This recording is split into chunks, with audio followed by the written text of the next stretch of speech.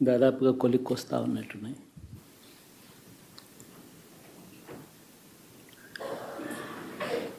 చూసిన ఫలితాలు, జరిగిన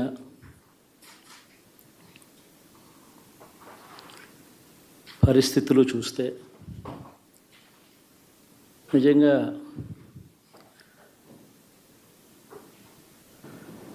ఆశ్చర్యంగా కూడా ఉన్నాయి.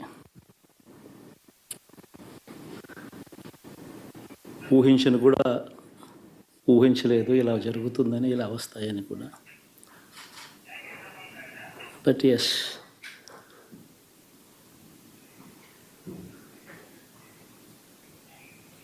అమ్మఒడి అందుకున్న 53 లక్షల మంది తల్లులకు మంచి చేసిన, పిల్లలు బాగుండాలి, వాళ్ళ చదువులు బాగుండాలని తాపత్రయపడుతూ అడుగులు